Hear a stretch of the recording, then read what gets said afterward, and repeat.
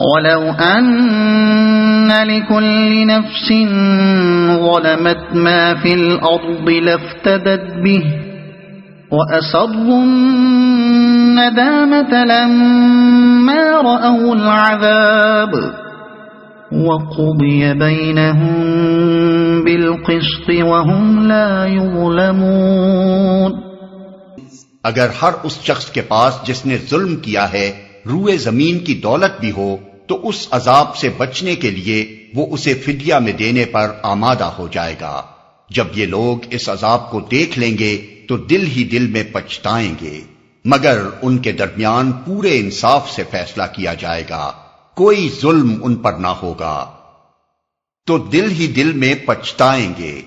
جس چیز کو عمر بھر جھٹلاتے رہے، جسے جھوٹ سمجھ کر ساری زندگی غلط کاموں میں کھپا گئے، اور جس کی خبر دینے والے پیغمبروں کو طرح طرح کے الزام دیتے رہے، وہی چیز جب ان کی توقعات کے بالکل خلاف اچانک سامنے آ کھڑی ہوگی تو ان کے پاؤں تلے سے زمین نکل جائے گی۔ ان کا ضمیر انہیں خود بتا دے گا کہ جب حقیقت یہ تھی تو جو کچھ وہ دنیا میں کر کے آئے ہیں اس کا انجام اب کیا ہونا ہے۔ خود کردہ را علاج نیست، زبانیں بند ہوں گی اور ندامت و حسرت سے دل اندر ہی اندر بیٹھے جا رہے ہوں گے۔ جس شخص نے قیاس و گمان کے سودے پر اپنی ساری پونجی لگا دی ہو اور کسی خیر خواہ کی بات مان کر نہ دی ہو، وہ دیوالا نکلنے کے بعد خود اپنے سوا اور کس کی شکایت کر سکتا ہے؟ الا ان للہ ما فی السماوات والارض الا ان وعد اللہ حق ولكن اکثرهم لا يعلمون هو يحيي ويميت وإليه ترجعون يا أيها الناس قد جاءتكم موعظة من ربكم وشفاء لما في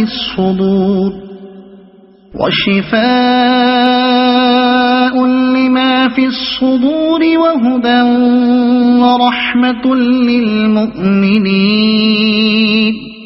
سنو، آسمانوں اور زمین میں جو کچھ ہے اللہ کا ہے، سن رکھو اللہ کا وعدہ سچا ہے مگر اکثر انسان جانتے نہیں ہیں۔ وہی زندگی بخشتا ہے اور وہی موت دیتا ہے اور اسی کی طرف تم سب کو پلٹنا ہے۔ لوگو، تمہارے پاس تمہارے رب کی طرف سے نصیحت آ گئی ہے، یہ وہ چیز ہے جو دلوں کے امراض کی شفا ہے، اور جو اسے قبول کر لیں ان کے لیے رہنمائی اور رحمت ہے۔ قل بفضل اللہ وبرحمتہ فبذلک فلیفرحوا هو خیر مما یجمعون۔ قل أرأيتم ما أنزل الله لكم من رزق فجعلتم منه حراما وحلالا قل الله أذن لكم أم على الله تفترون۔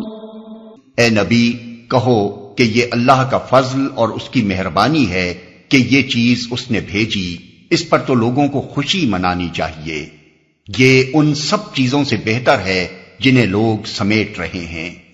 اے نبی، ان سے کہو تم لوگوں نے کبھی یہ بھی سوچا ہے کہ جو رزق اللہ نے تمہارے لیے اتارا تھا اس میں سے تم نے خود ہی کسی کو حرام اور کسی کو حلال ٹھہرا لیا؟ ان سے پوچھو اللہ نے تم کو اس کی اجازت دی تھی یا تم اللہ پر افترا کر رہے ہو؟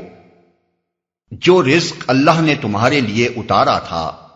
اردو زبان میں رزق کا اطلاق صرف کھانے پینے کی چیزوں پر ہوتا ہے، اسی وجہ سے لوگ خیال کرتے ہیں کہ یہاں گرفت صرف اس قانون سازی پر کی گئی ہے جو دسترخوان کی چھوٹی سی دنیا میں مذہبی اوہام یا رسم و رواج کے بنا پر لوگوں نے کر ڈالی ہے۔ اس غلط فہمی میں جہلا اور عوام ہی نہیں، علماء تک مبتلا ہیں۔ حالانکہ عربی زبان میں رزق محض خوراک کے معنی تک محدود نہیں ہے، بلکہ عطا اور بخشش اور نصیب کے معنی میں عام ہے۔ اللہ تعالیٰ نے جو کچھ بھی دنیا میں انسان کو دیا ہے وہ سب اس کا رزق ہے، حتیٰ کہ اولاد تک رزق ہے۔ اسماء الرجال کی کتابوں میں بکثرت راویوں کے نام رزق اور رزیق اور رزق اللہ ملتے ہیں، جس کے معنی تقریباً وہی ہیں جو اردو میں اللہ دیے کے معنی ہیں۔ مشہور دعا ہے اللہم ارنا الحق حقا وارزقنا اتباعہ، یعنی ہم پر حق واضح کر اور ہمیں اس کے اتباع کی توفیق دے۔ محاورے میں بولا جاتا ہے رزق علما، فلاں شخص کو علم دیا گیا ہے۔ حدیث میں ہے کہ اللہ تعالیٰ ہر حاملہ کے پیٹ میں ایک فرشتہ بھیجتا ہے اور وہ پیدا ہونے والے کا رزق اور اس کی مدت عمر اور اس کا کام لکھ دیتا ہے۔ ظاہر ہے کہ یہاں رزق مراد صرف وہ خوراک ہی نہیں ہے جو اس بچے کو آئندہ ملنے والی ہے، بلکہ وہ سب کچھ ہے جو اسے دنیا میں دیا جائے گا۔ خود قرآن میں ہے وَمِمَّا رَزَقْنَاهُمْ يُنْفِقُونَ، یعنی جو کچھ ہم نے ان کو دیا ہے اس میں سے خرچ کرتے ہیں۔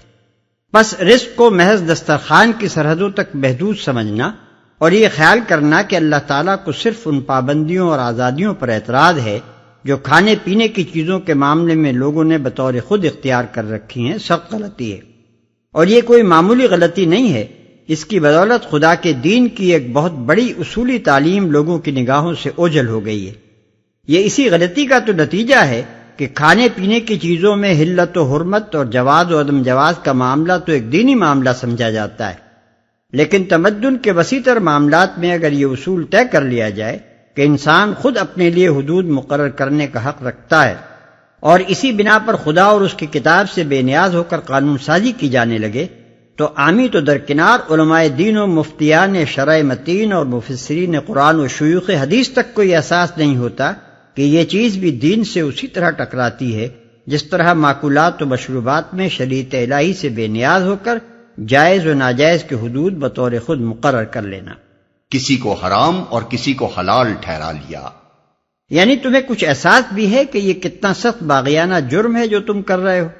رزق اللہ کا ہے اور تم خود اللہ کے ہو، پھر یہ حق آخر تمہیں کہاں سے حاصل ہو گیا کہ اللہ کی املاک میں اپنے تصرف، استعمال اور انتفاع کے لیے خود حد بندیاں مقرر کرو؟ کوئی نوکر اگر یہ دعویٰ کرے کہ آقا کے مال میں اپنے تصرف اور اختیارات کی حدیں اسے خود مقرر کر لینے کا حق ہے اور اس معاملے میں آقا کے کچھ بولنے کی سرے سے کوئی ضرورت ہی نہیں ہے، تو اس کے متعلق تمہاری کیا رائے ہے؟ تمہارا اپنا ملازم اگر تمہارے گھر میں اور تمہارے گھر کی سب چیزوں میں اپنے عمل اور استعمال کے لیے اس آزادی و خود مختاری کا دعویٰ کرے تو تم اس کے ساتھ کیا معاملہ کرو گے؟ اس نوکر کا معاملہ تو دوسرا ہی ہے جو سرے سے یہی نہیں مانتا کہ وہ کسی کا نوکر ہے اور کوئی اس کا آقا بھی ہے، اور یہ کسی اور کا مال ہے جو اس کے تصرف میں ہے۔